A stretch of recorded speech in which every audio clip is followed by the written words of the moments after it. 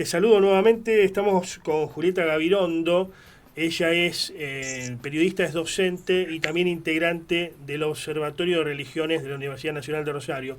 Voy a formular nuevamente la pregunta porque por allí se cortó la parte anterior. Francisco está más relacionado a lo sentimental, a lo visceral. La religión en sí está más relacionada a lo sentimental, a lo visceral.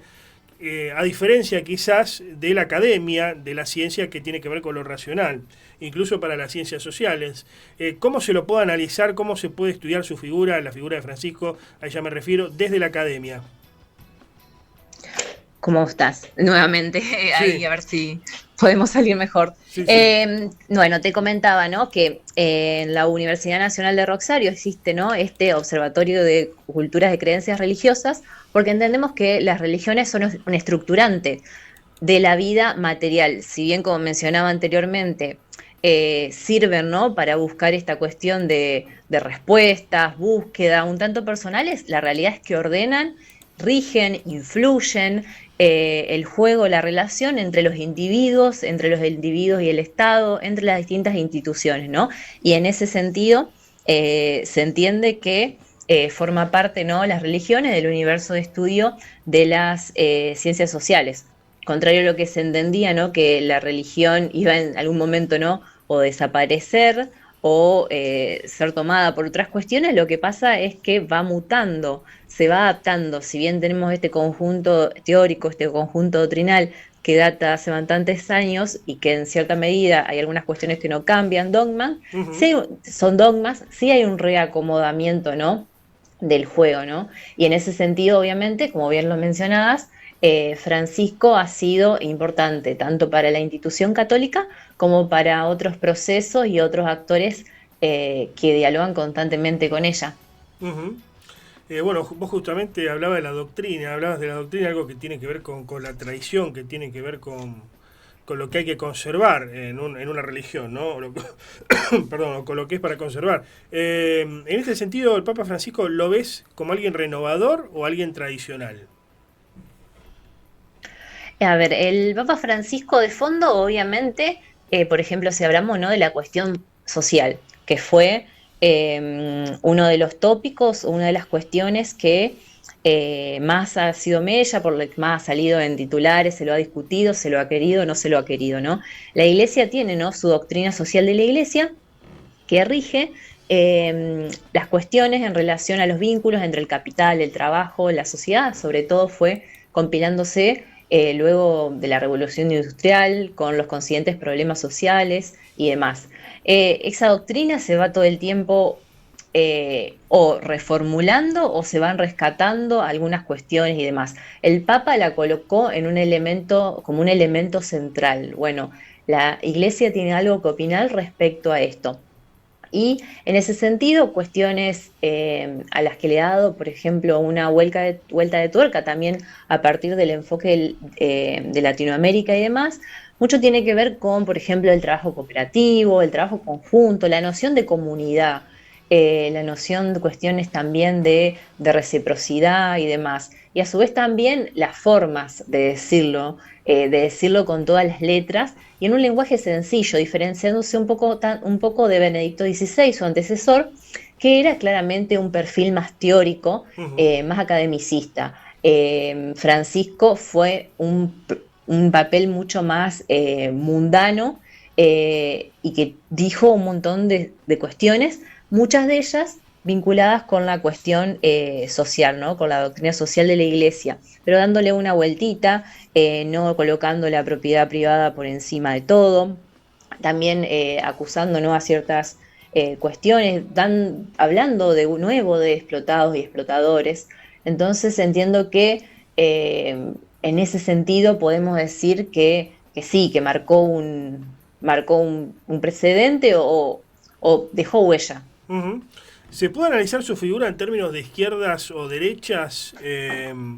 Porque, a ver, Francisco llegó como alguien que supuestamente tributaba a la derecha, eso era lo que decía el kirchnerismo ni bien fue investido papa, después entiendo que la relación cambió hasta el día de hoy, pero llegó como alguien conservador, alguien de derecha, que incluso sospechaba de haber tenido relación con la última dictadura militar. Él había militado en Guardia de Hierro en su momento, una organización de la ortodoxia o derecha peronista, si uno quiere, y ahora pasó a ser una suerte de ídolo izquierdista, de gente que nunca había participado en la Iglesia Católica, no tenía nada que ver con la Iglesia, ni avalaba la figura del Papa, ni mucho menos. Es más, era muy contestataria de la Iglesia, pero hoy es francisquista, es católica, hasta el punto de Milei de decirle, bueno, zurdo, comunista, incluso el maligno en la tierra, ¿no? Pero, ¿se puede analizar la figura de Francisco como izquierdas o derechas, o no son términos aplicables a la Iglesia Católica?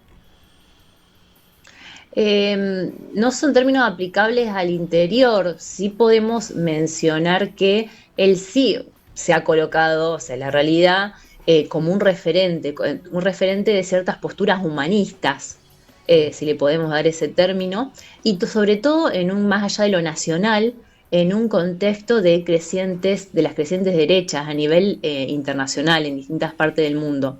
Creo que Francisco se transformó, ¿no?, ante la ausencia de líderes en estos sectores, que si vos querés ponerle centro-izquierda, Uh-huh. ante la ausencia de líderes. Progresistas, digamos, sectores progresistas. Sí, ante la ausencia de ciertas figuras más destacadas que supieran aglutinar a esos enfoques, Francisco ha aparecido, ¿no? Apareció como ese referente y tendiendo puentes al interior de la Iglesia Católica, porque también estos sectores que, pongámosle, conservadores, renovadores, que nunca son totalmente blancos o negros, ¿no? Sino que la Iglesia, contrario a lo que se entiende, de que pueda parecer una institución monolítica, jerárquica y demás, que obviamente lo es, porque bueno, el Papa es el Papa, es una institución, etcétera. Adentro de esa institución hay una serie de constelaciones de actores que todo el tiempo están pujando para definir qué es lo católico, qué es lo verdaderamente católico. Y el Papa supo dialogar con esos sectores y supo escuchar a determinadas voces que por ahí estaban un poco en los márgenes. Obviamente eso también trajo oposición, y ese diálogo se extendió a sectores por fuera de la Iglesia y a otras religiones. Hoy en Buenos Aires se celebró, porque se entendía que Francisco así lo hubiese querido, una celebración interreligiosa. No solamente las tradicionales misas que se vienen celebrando desde ayer, en Buenos Aires, en Capital, en Flores, y en otras partes del país. Acá también en Rosario hubo una misa presidida por el arzobispo, sino que también se realizó una celebración interreligiosa, porque se entiende que eso hubiese querido Francisco en esta cuestión que yo mencionaba de diálogo. Creo que unas palabras que por ahí nos tienen que quedar sería liderazgo, humanismo, diálogo, fronteras y demás. Uh-huh. Perdón, en este afán humanista debe entenderse esa apertura hacia sectores con los que habitualmente no tenía relación el catolicismo y eran muy criticados, por ejemplo, diversidad sexual, por ejemplo, temas como el aborto. En esta cuestión que yo mencionaba, ¿no?, de que al interior de la Iglesia hay distintos grupos, algunos con menor, otros con mayor poder, sí, tenemos, por ejemplo, vos lo habías mencionado al principio, no sé, en Argentina tenemos Católicas por el Derecho a Decidir. Uh-huh. Católicas por el Derecho a Decidir fue una de las organizaciones que, cuando se conoció la noticia, manifestó su tristeza, su duelo por la pérdida de Francisco. Francisco recibió el pañuelo verde de la mano de una catequista e integrante de Católicas por el Derecho a Decidir. ¿Eso significa que la Iglesia acepte ahora el aborto? No, porque hay cuestiones, así como el sacerdocio femenino, que no se aprobaron y, bueno, yo personalmente lo veo difícil. Pero quiere decir que en esta cuestión del diálogo se entiende que la Iglesia no tenía que dejar de recibir, por ejemplo, a personas que estén a favor del aborto y sean católicas, que existían ya de por sí. A ver, ocurren las dos cuestiones, ¿no? Simpatizantes que se pueden considerar agnósticas, ateas, militantes de determinadas cuestiones vinculadas a la diversidad, pero también al interior de la iglesia hay organizaciones o personas que se identifican como católicas y se identifican como feministas o partes de un colectivo vinculadas a las disidencias y demás. Entonces, bueno, en esta postura de Francisco, de una iglesia abierta a todos, Ujú. en donde se supone que ya no hay un pase exclusivo, sino que todas las personas son hijos de Dios, también son hijos de Dios personas que defienden ciertas posturas respecto a la posibilidad de la mujer de decidir sobre su propio cuerpo. Francisco abre la iglesia de esta forma para, ¿cómo podemos decir? Además de adaptarla al nuevo tiempo, para conseguir más feligreses, porque se había llegado a un tiempo, a un momento donde, bueno, mucha gente era católica, pero porque la habían bautizado de chico o porque la familia era católica, pero bueno, hoy muchos no son practicantes, no le Ujú. importaba la iglesia ni lo religioso. Él vio que de alguna forma estaba perdiendo catolicismo feligreses y por eso intenta esta apertura. A ver, no me animo a decir bien si él lo vio o no. Sí podemos decir que a la institución como iglesia, en cierta medida, obviamente le sirvió, porque recordemos que veníamos de un papado bastante castigado por ciertas cuestiones como las cuestiones de abusos sexuales, pedofilia, todo el tema de los documentos filtrados y demás. Y bueno, ahí tenemos la renuncia de Benedicto. Ujú. Entonces, bueno, yo entiendo que a la iglesia una figura como pragmática que gestionó, como Francisco, que le sirvió, entiendo, a la iglesia católica, que después capaz no se traduce en un aumento significativo de fieles, pero sí como la volvió a posicionar a la iglesia como un actor y como un interlocutor, más allá de la cantidad de fieles o no que pueda llegar a tener y más allá de si una persona ahora decidió bautizar a su hijo porque está Francisco o no. La logró posicionar de vuelta a la iglesia como un actor con el cual se dialoga o con el cual hay un material teórico, Ujú. porque si bien, a ver, esto que yo decía, ¿no? De que Benedicto XVI era un perfil teórico, etcétera, etcétera. Francisco también se encargó de dejar por escrito a través de encíclicas, que son documentos que los papas dan a conocer sobre su postura sobre distintas cuestiones, y él sacó encíclicas sobre la casa sobre el cuidado de la casa común. Por Ujú. eso también ahí tenemos un diálogo con los sectores vinculados al medio ambiente, el cuidado del medio ambiente y demás, y también dejó encíclicas sobre otros temas, sobre el prójimo y demás. Entonces, Ujú. bueno, ahí para matizar un poco esto que yo había dicho al principio, de que si bien no es un papa que viene muy de la academia, sino que tenía un trabajo de base, también se ha encargado de dejar ciertos materiales teóricos por los cuales se puede discutir y a los cuales se puede volver.